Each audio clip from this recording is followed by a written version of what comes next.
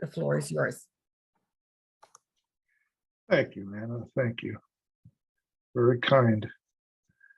You know, I'd lived for several years. People never welcomed me back to anything. It's always nice to be missed and welcomed back to anything. It's a real compliment, and I thank you for that.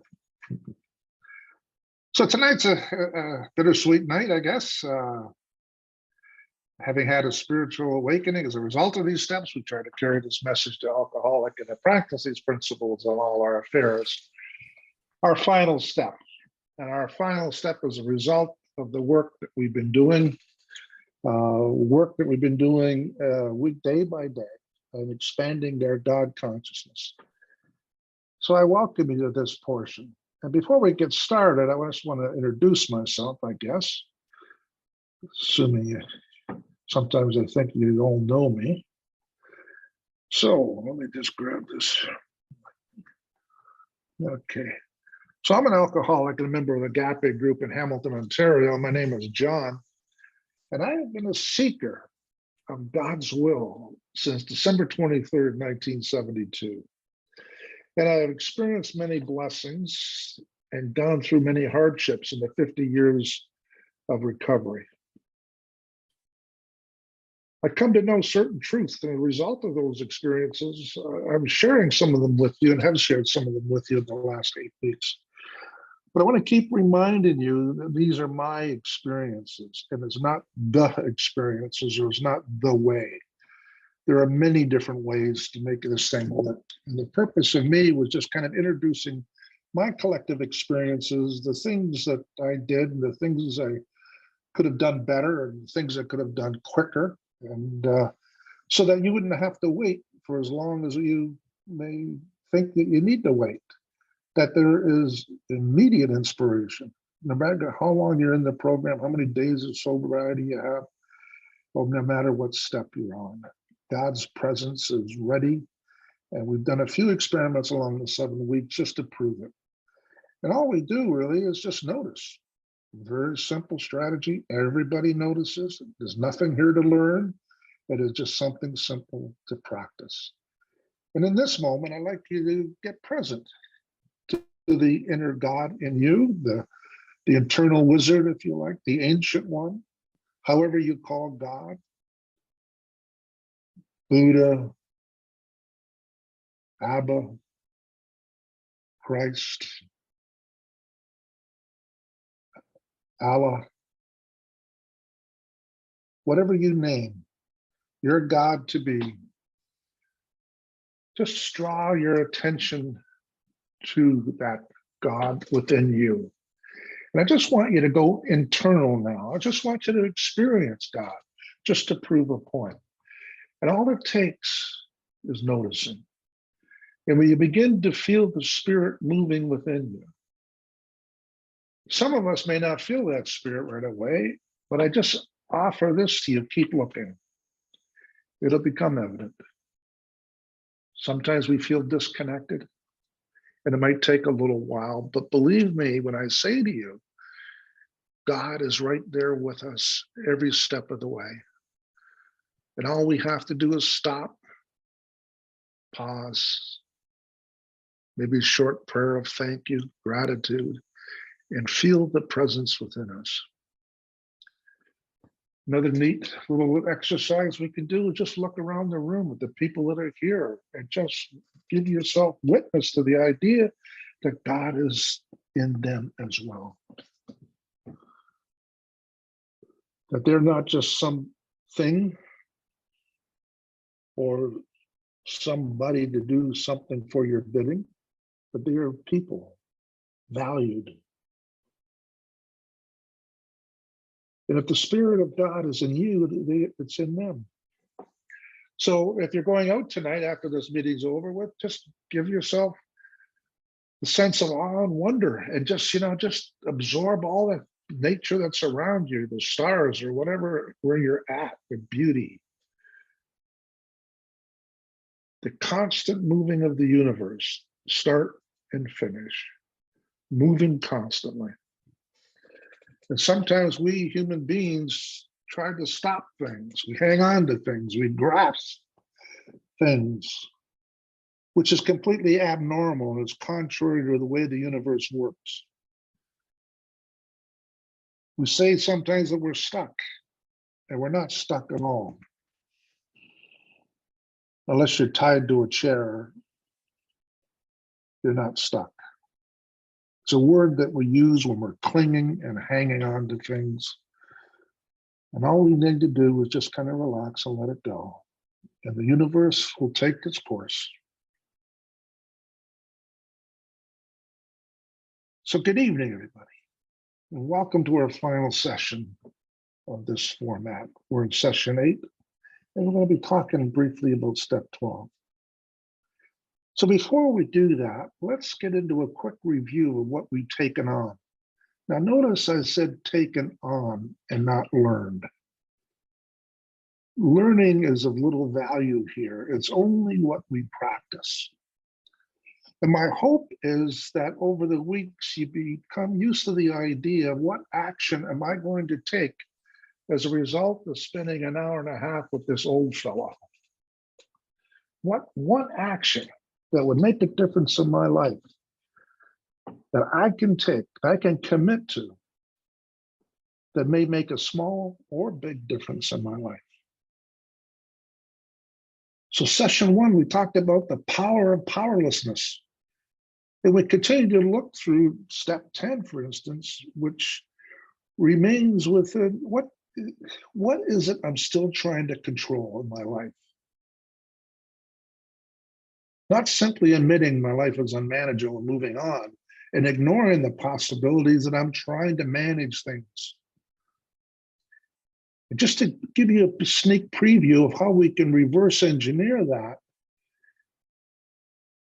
is that if we feel restless, irritable, and discontent, and at times we all do, there's something there we're trying to control or halt.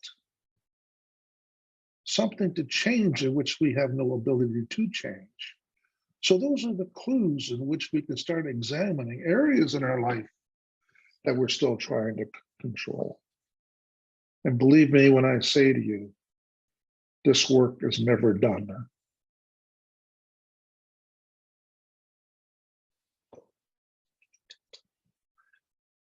What are we trying to fix, change that we can't control? This is where I play God. I'm trying to fix me.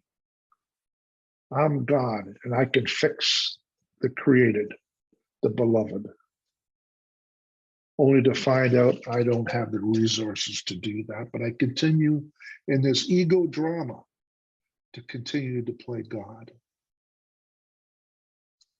Then we move into session 2. We talked about God alone, the concept of either God is everything or he's nothing.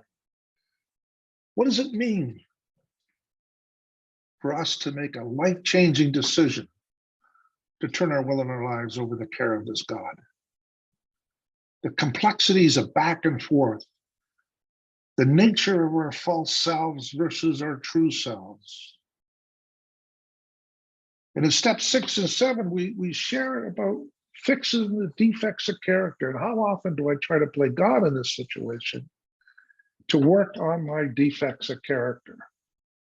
Somehow or another, I missed for a lot of years what it said in step 7. See, I was paying attention to how I could fix myself. And it's like asking a watch to fix a watch. Can't be done. I created this mess that I was in through my addiction. How can the same person get themselves out of it? I need something greater than that. I need a power greater than myself. I'm always playing 2 definite roles here. Either I am playing God or I'm avoiding God. And I can share with you that neither one of those work. So I am set free by the practice of letting go and asking God to remove these defects of character, which prevent me from being effective with other people. So we practice surrendering, abandoning, and letting go. And finally, we practice allowing and giving consent to the presence of God. Session 3, we talked about the great fact on page 25 of the big book and about shifting our attention from the false self to the true self, moving away from the preoccupations of my weaknesses, my defects of character, and paying more attention to God and the strengths in which He gave me. God will do for us, which we could never do for ourselves. And it requires a shifting. It doesn't require me to change or create something. It is about the experience of shifting my attention and my focus to something else. So instead of looking at the dark, I now can look at the light. And when I'm looking at the light, I can't see the dark. And vice versa, by the way. When I'm looking at the dark, I can't see the light. There's a fork in the road here, friends. Where am I going to put my attention? Session 4, we talked about prayer. We talked about this idea of entering holy and sacred ground. That we need to prepare ourselves mentally, emotionally, to be in an encounter with this power greater than ourselves. And we practice this kenosis, as Anna once again prayed that beautiful prayer for us, the set aside prayer. Just examine your experience when you heard that prayer. Were you distracted? Were you kind of listening but doing something else? Were we just listening to the words, or were you actually experiencing the letting go? See, we humans have a very small time to focus. We become distracted very easily. Our minds wander. We need to be deliberate with this. We need to remain focused. So if you didn't participate in that prayer, that opening prayer, I just ask you right now to use your creative imagination and let go of any preoccupation that you walked in this room here with tonight. Any conclusions, judgments, any anger, upset, frustrations, any restlessness, irritability, and discontent. And in fact, any joy or happiness you found, or anything that you're thinking about the future, just kind of let it go for the moment. I often say when you let it go, don't worry, it'll be there for you to pick up on the way back out. No one's going to steal it. But we want to be available. We want to be available in prayer, not so preoccupied.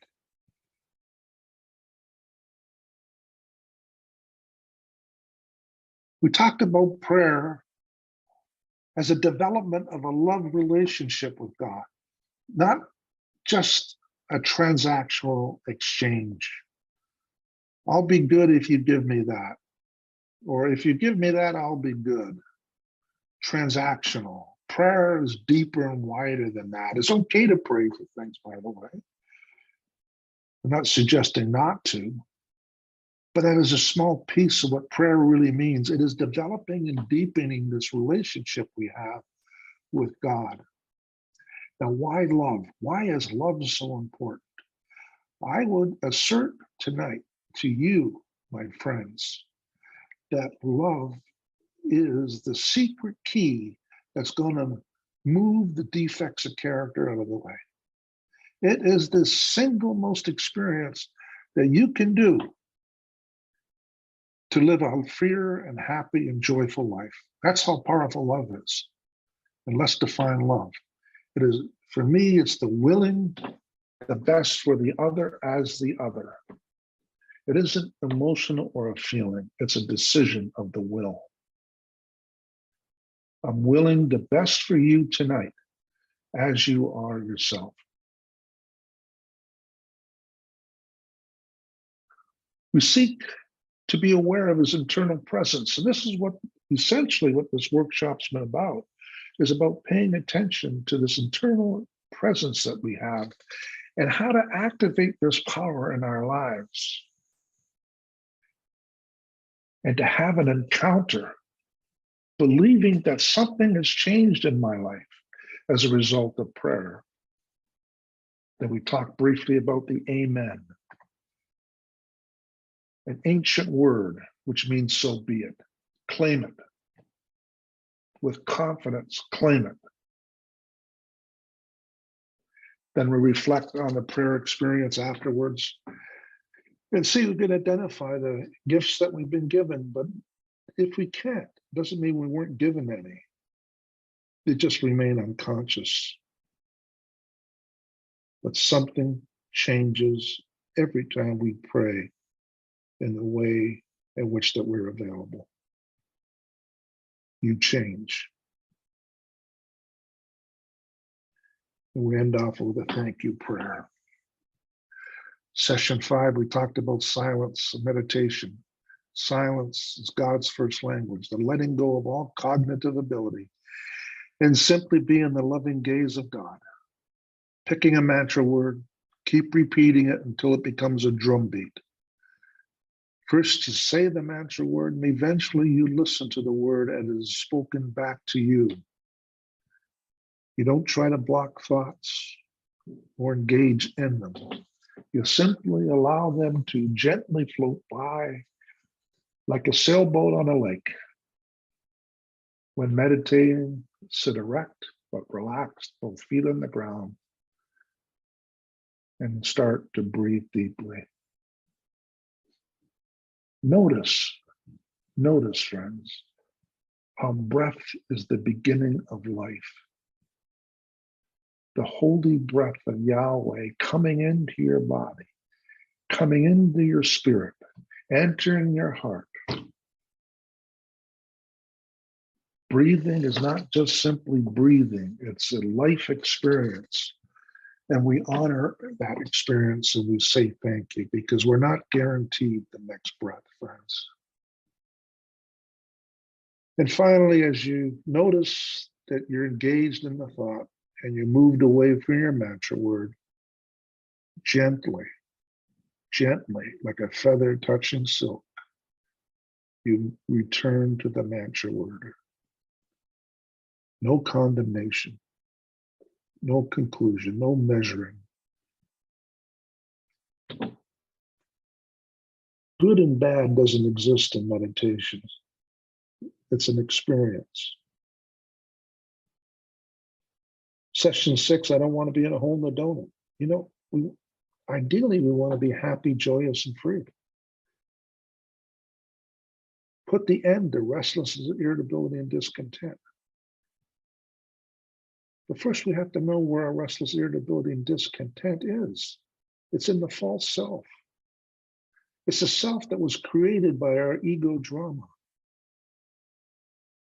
We allow our false self to define us. And so we focus on it as if it was created by God. The conditioning that each person goes through while growing up, trying to make sense of the world around them.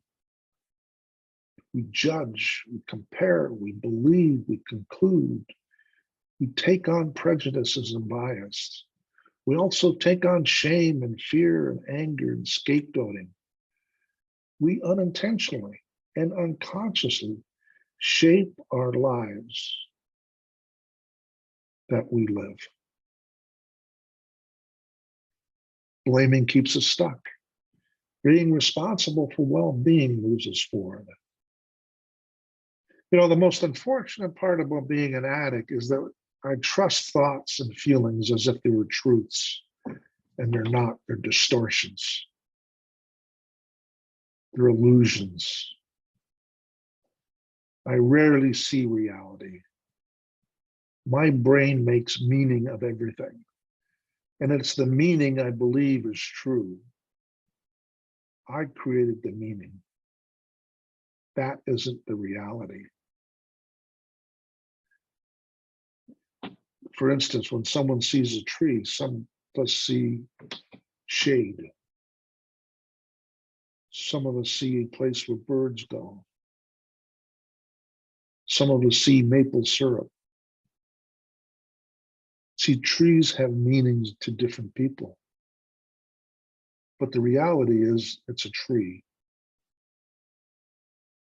And we try not to make meaning out of everything that we see.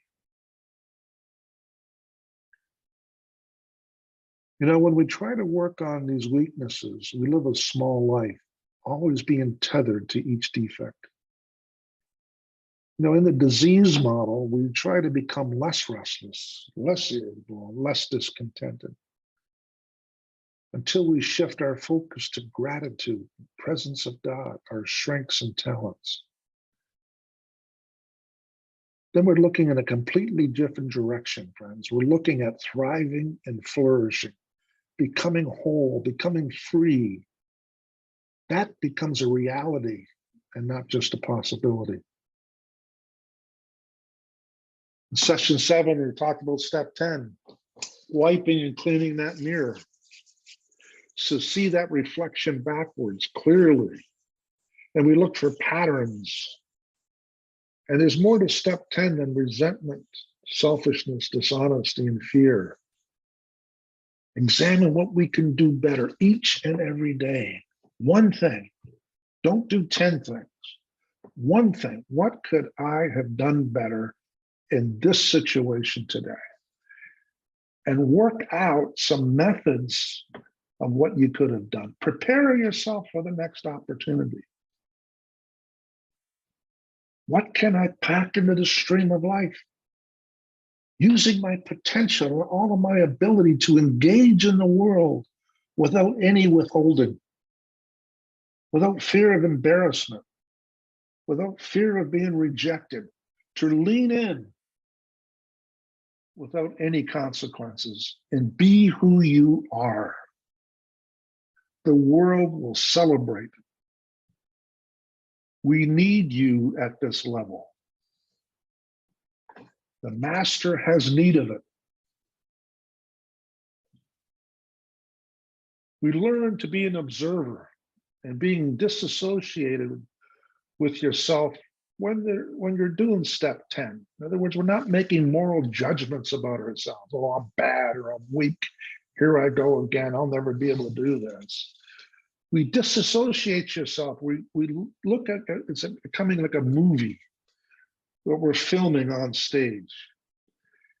And what we're doing with this film is what we're learning about our behaviors, our attitudes, and our thoughts.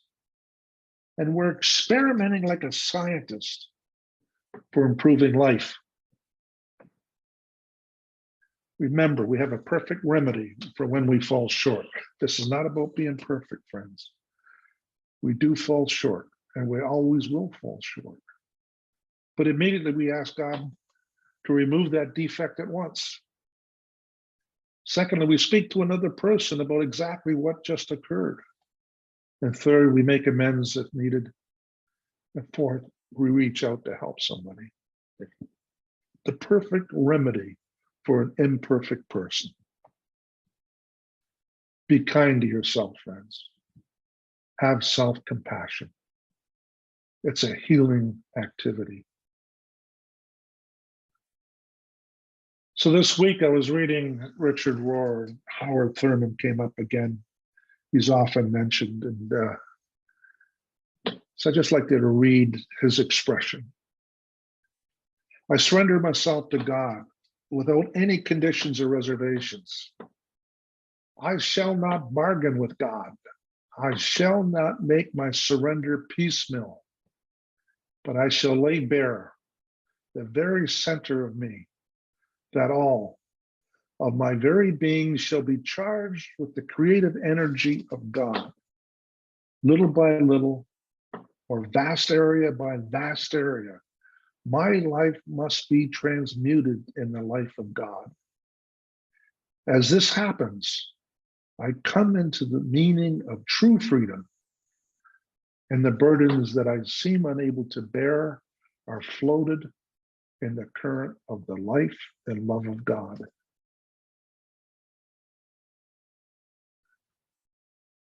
So let's do a short prayer together. Again, I want you to empty yourself, become available to the presence of God. And I just want you to follow along and see how this meets with you.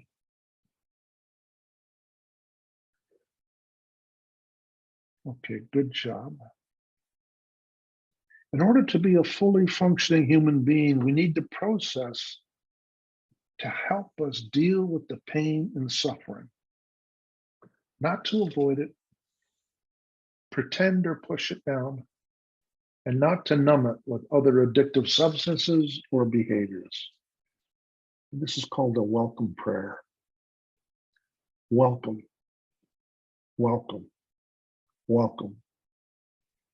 I welcome everything that comes to me today because I know it is for my healing. I welcome all thoughts, feelings, emotions, persons, situations, and conditions.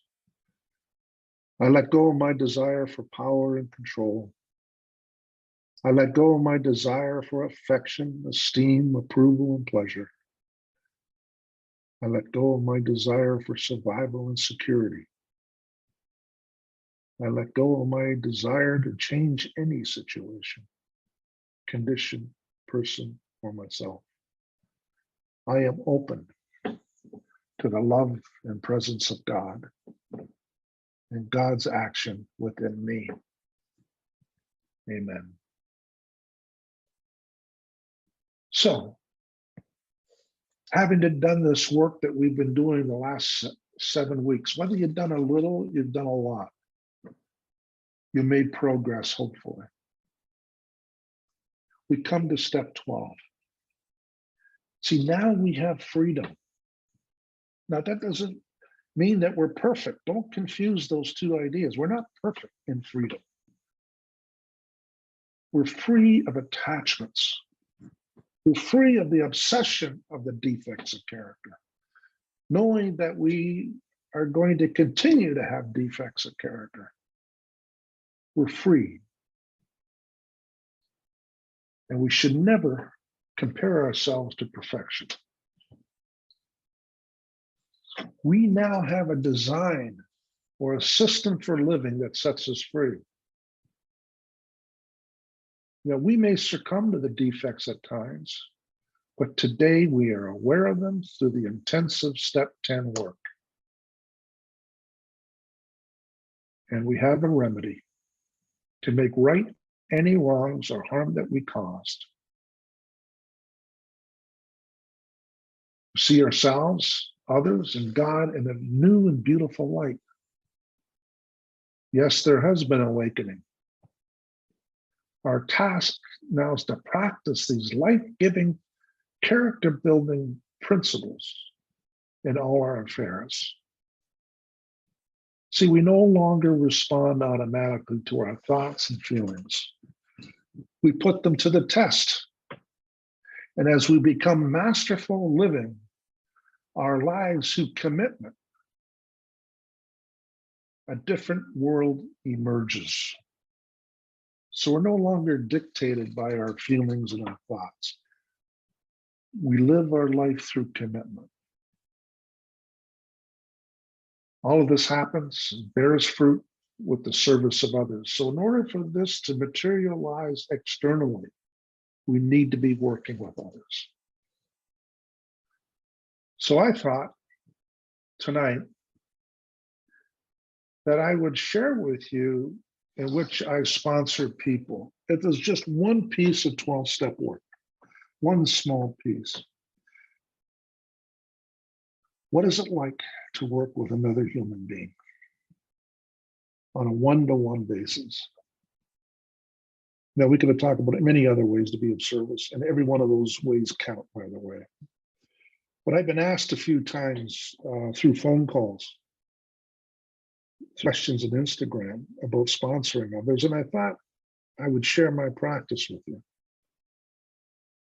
As always, I don't pretend to think that this is the way, and I just want to keep reminding you of that because it's, I may say something, but you may hear something very different. This isn't the way. This is my experience. And perhaps what I have to say may be helpful to you. First of all, there's an inherent weakness in everyone, not just alcoholics, but in human beings, to think that the way the program works for me, it should work exactly that way for others. So just get that. Well, this works for me this way, so therefore it should work that way for you. No, no, no. Other people have other ideas, other ways of expressing those ideas. You know, some people may say that there's only one program, and that's true. But how we apply it differs from one person to another. Let me give you an example. Just the question of higher power existing. If you talk to each individual members around this room and you ask them to tell you about their higher power, you're going to hear different versions of a higher power. All is acceptable and inclusive. So we as sponsors need to be sensitive to the idea that it's not just our way that works. So how do you go about having a conversation with a sponsee? First of all, you need to recognize this is a love conversation.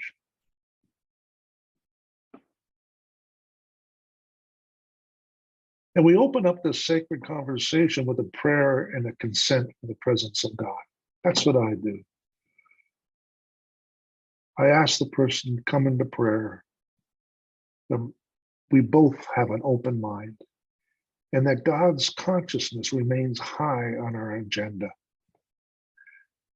And I ask for the blessing to speak the words that God would want me to speak, and have the ears heard the way I should hear other people and that they should hear me.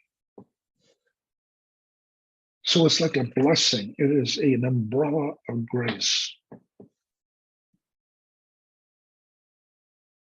One might think that prayer is out of the question and simply ask the person to come with an open mind and being willing to hear something different for themselves. Remember what George Bernard Shaw said, we are separated by a common language. This conversation is about making choices for themselves, for the sponsee to make choices for themselves. It's not about me telling them what to do.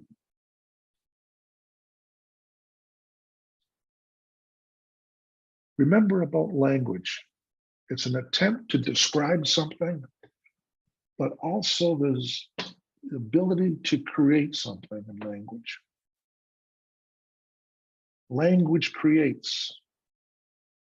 And my job as a sponsor, in my view, is to share my experience and allow the other person, to make choices for themselves. You know, there are 3 psychological needs for every human being to be met. First is autonomy. And autonomy meaning everyone's desire to make their own choices, to make their own decisions.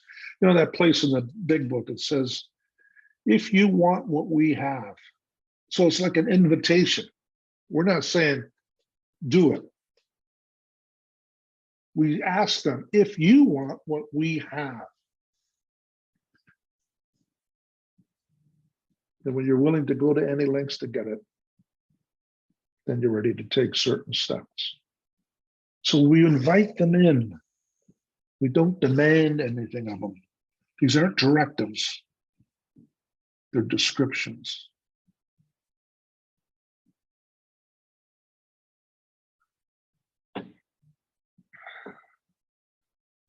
You know, I know how I felt when someone was attempting to help me and started to tell me what to do.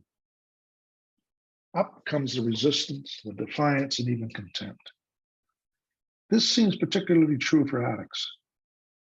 But what if we see the dangers and consequences that the sponsee doesn't see for themselves? Are we to turn a blind eye? Should I not steer them in the right direction or my direction? Yes, but it's about how we go and do it.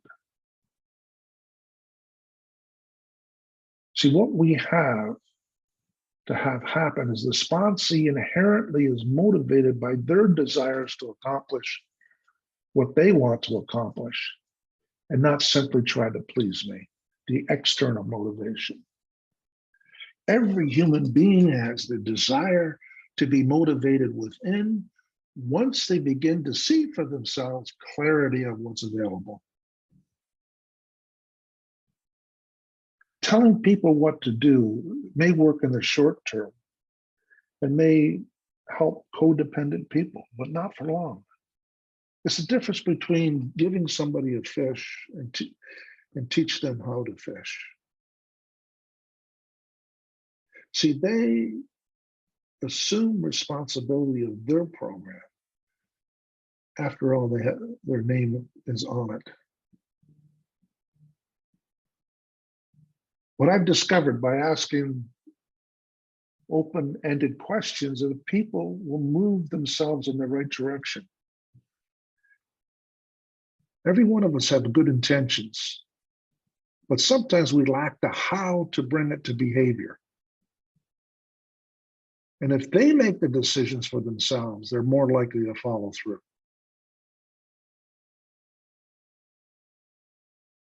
Slay the advice monster. The telling, the demanding, the forcing, the influencing, the manipulating behavior, and leave that behind. Be over there with them. You know, my agenda is simple: to understand, to be empathetic, and to be kind. Have the person work through whatever is confronting them and request that they look at the second and third and fourth consequences.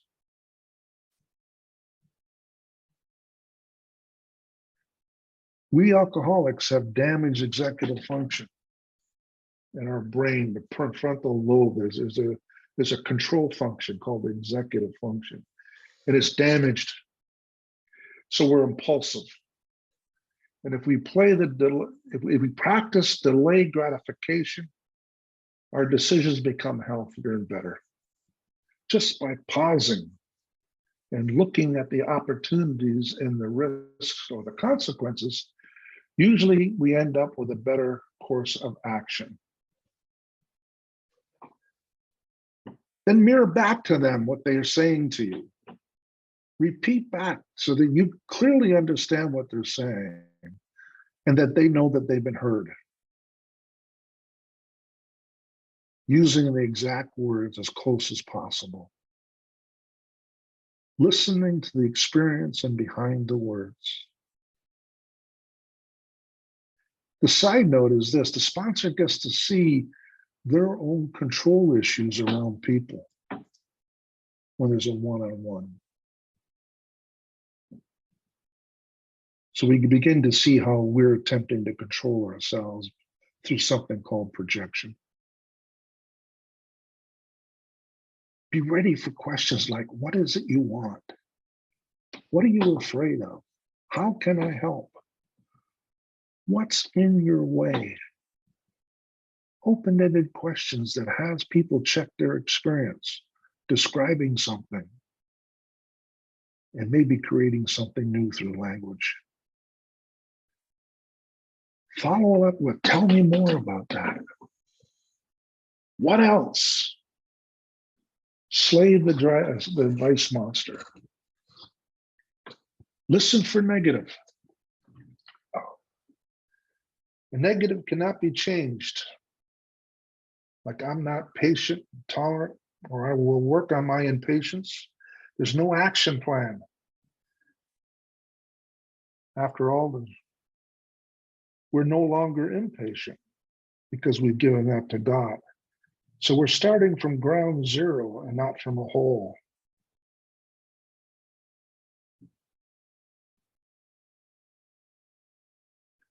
Wishing and wanting isn't significant enough to practice something new. It takes commitment. Another question: what are you committed to in this situation? And then what are the predictable obstacles in your way that may prevent you from succeeding? then every predictable obstacle, apply an if-then strategy. If that obstacle shows up, then I'm going to do this. Second psychological need is relatedness. People will not remember what you say, friends, no matter how brilliant and articulate your words are, but they remember how you made them feel. So be an outpouring of love and kindness. Let them know that you care for them, their well-being, not for them simply to do something that you want them to do, but just by being themselves. You see, the definition of love, willing the best for the other as the other. The third principle or need is needed for accomplishment. Catch them doing something right, encourage them, support them, and lift them up. Look and notice what they're doing well or even better. Acknowledge them. Teach them to accept compliments. Teach them to notice how they are changing. Ask them about small changes in their lives. Ask them about their significant others have noticed anything. Don't pounce on them to correct them.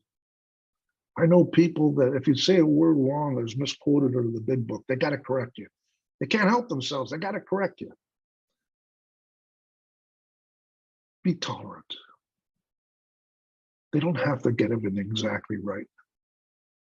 If their heart is right and their desire and intentions are good, they'll work it out. Have a specific plan in place when practicing new principles. Example, at 8 a.m. every day, I will get on my knees and pray the Serenity Prayer and write out a gratitude list. Very specific, versus I want to pray more. I want to pray more has about a 0 chance of success. The more specific somebody makes, the better chance they're going to succeed. Work with them, summarize a plan of action, a POA, and ask them how they're going to remember to implement this new behavior or principle. Is it going to enter it in a calendar or post a note in the bathroom mirror or refrigerator or car visor? Or leave out a particular book to remind them of their commitment? How are they going to remember to practice this? And lastly, well, it's not lastly, but accountability. If they agree to an action, if they agree to an action, it's entirely up to them. Ask them to text you when they've done it. That will help them do the habit, knowing that they have to, well, they don't have to, but knowing that they've agreed to contact you when they've completed it. And you continue doing that until the new habit or the new practice or the new experiment is internalized. What day and time are you going to text me? And if there's no agreement, if there's no willingness to have any plan of action, it's okay. Remember, it's their program. And what happens when they fail? Just encourage them. Ask them, it's great that you did the practice, acknowledge them. Good for you for trying. What in your mind was missing so that you weren't successful? We're looking for what's missing. We're not looking for any moral condemnation. So if something was there that wasn't there, would have made a difference to them to have success, what would that be? You end the meeting with a thankfulness prayer, and your prayer is about open-mindedness. We praise God for the grace that is given each of us to remain open-minded. And we request from the higher power the grace to encourage the sponsees to succeed, give them the courage and the strength to move forward in their lives. No, they're no longer alone. They walk with you and they walk with God. So friends, that's the sum of my agenda when I meet people on a sponsor to sponsee relationship. It is always, God is always in the midst of it. It's not me talking to someone else. It's like God's presence and me and the other person. And I'm very conscious about God being present, shaping my words, my tones, my attitudes, giving me the strength to be kind and tolerant and to understand what the experience is and to honor and respect that person. They're sick. They're not stupid.